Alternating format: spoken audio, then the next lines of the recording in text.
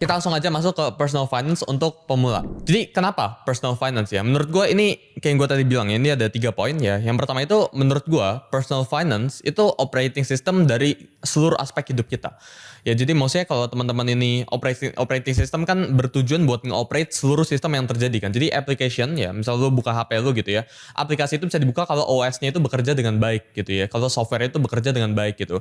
Tapi ketika OS-nya, ketika software-nya ini nggak bekerja dengan baik, lu nggak bisa buka aplikasi apa-apa. Alias maksudnya kayak gimana? Ya kalau finance lu itu hancur, ya lu nggak bisa makan, nggak bisa tidur, nggak bisa keluar, nggak bisa tinggal dan sebagainya. Jadi kenapa personal finance itu penting? Karena itu core-nya dari segala hal yang lu lakuin ya. Segala hal yang lu akan lakuin di dunia ini itu akan butuh duit. Ya misal kedepannya kesehatan itu butuh duit. Segala hal yang lu akan lakuin ke depannya ya setiap hari buat lu hidup itu butuh yang namanya itu duit. Jadi menurut gua sangat penting buat teman-teman ini belajar mengelola uang gitu ya. Yang kedua ya, yaitu dengan teman-teman ini bisa mengelola yang namanya itu finance atau keuangan teman-teman sendiri ya. Teman-teman ini bakal punya arah yang lebih jelas buat hidupnya itu pengen arah kemana ke depannya. Dan hidup itu nggak dikendalin sama uang. Misalnya kayak gimana? Misal gue cuma punya 50.000 gitu ya, gue jadi terpaksa misal pulangnya jadi harusnya naik motor gitu, harusnya naik MRT, harusnya naik apa. Itu kan hidupnya dikendalikan sama uang. Atau enggak misal gue hari ini cuma ada 50.000, jadi gue malam ini terpaksa cuma makan Indomie, padahal bisa makan yang lain. Itu kan hidup lu dikendalikan sama uang. Jadi jangan sampai hidup lu itu dikendalikan sama yang namanya itu uang. Lu harus belajar buat bisa iyain apa aja yang ada di otak lu.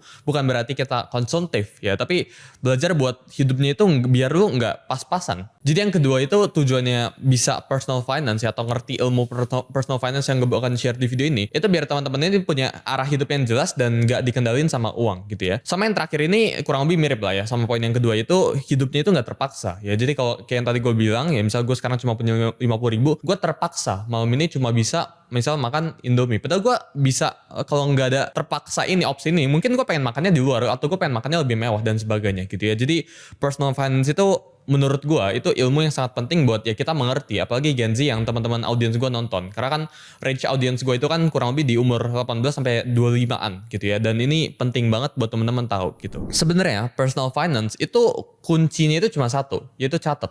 Ya, apapun yang lo lakuin sama keuangan lo itu lo harus catat.